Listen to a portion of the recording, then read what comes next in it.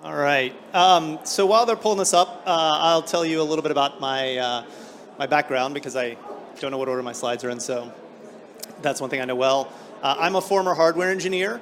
I did a previous venture-backed startup that I sold for over $100 million in 2014. That's when I got into crypto, when I was looking at what I was going to do next.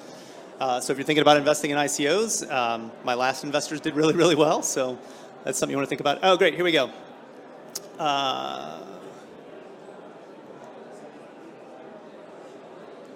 Where do I point it? Do I point this over here? There we go. So I started a company called Tala after that, which has raised $12 million in equity capital. Tala is a natural language processing bot company.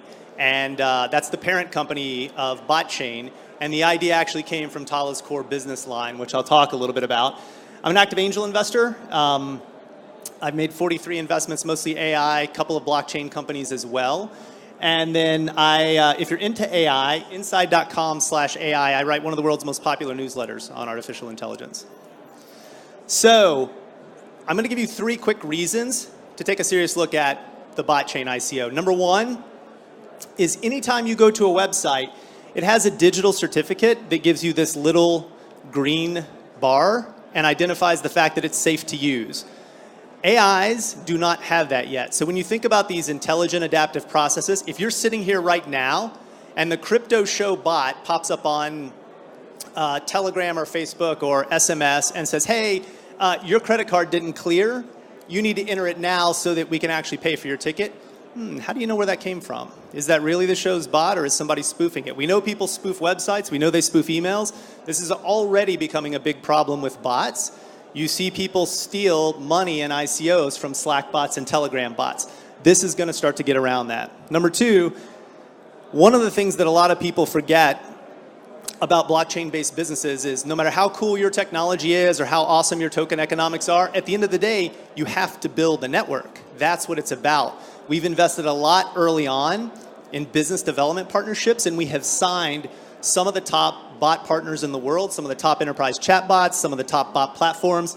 They have this kind of reach already. Number 3, this came from a report from a company called Amazix. There's no widely known competition to Botchain. If you look at most of the AI-related ICOs, they're allocating resources like access to models, access to data, access to GPUs. We're doing something for end application level bots, which is very, very different.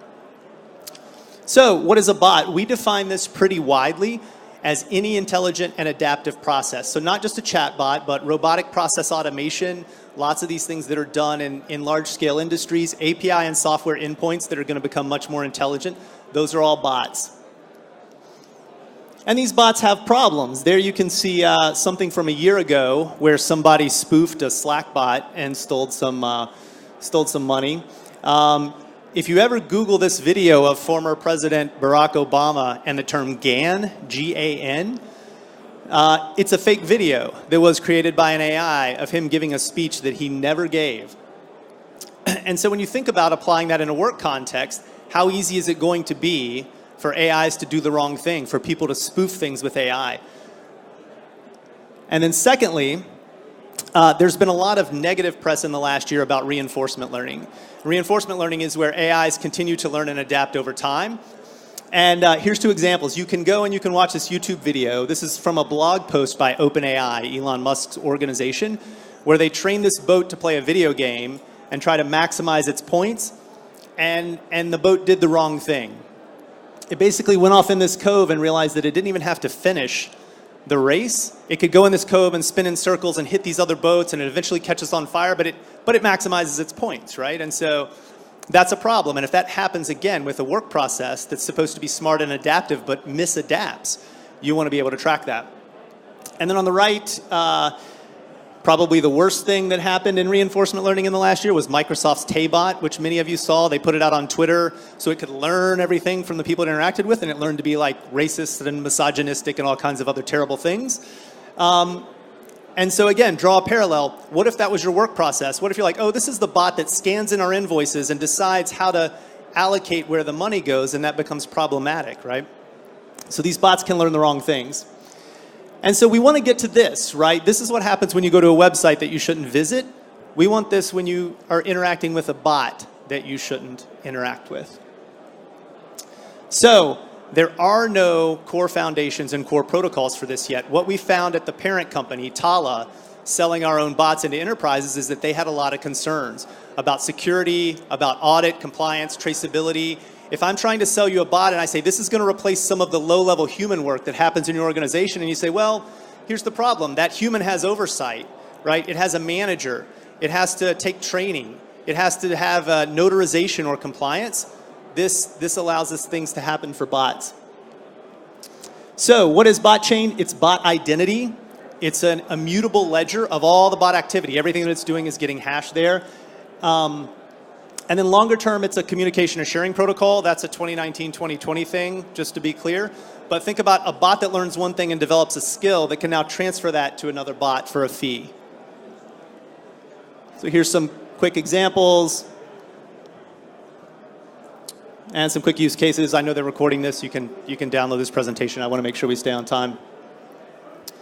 And then those of you, since we're here in the EU, or maybe not anymore, but GDPR. You Europeans are much better about data privacy than we are in America, and this is going to become a problem, right? Because Article 22 and Article 30 say things that have serious implications for AI, and Botchain helps solve some of those things as well. So competition. This is from the Amazix report, and I have highlighted the green parts to stand out that I think are really, really interesting. Again, a lot of people that stopped by our booth today have said, oh, are you like this AI ICO or that AI ICO? And we're actually very different. We're not really like any of these things. Early traction. These are some of our partners to date. They reach a lot of end users and a lot of enterprise installations. And we are in the middle of a private sale. We've done over $5 million, and we have some of the top New York-based hedge funds that do crypto and venture capital funds in already. And this is the team. Katarina and I are here today. If you want to stop by our booth and say hi, or talk about AI or blockchain or anything interesting. And here's our Telegram link and the link for the white paper. And with that, how much time do I have to take questions? Do we have time to take questions? All right. Any questions about any of this? It was either that awesome or that confusing, so hopefully it was the former. All right, great. Yeah, hold on. Quick question. What proof of are you going to use to confirm a bot is legit? So to affirm the bot is legit, there's actually a human-based onboarding process at the edge, right? So if you think about a human identity project like Civic, where you have to upload your ID and everything like that, we have a process where you would have to upload your articles of incorporation, some code for your bot and things like that. And then once it's on the bot chain, you can identify it pretty easily after that. So, any other questions? All right, thank you guys.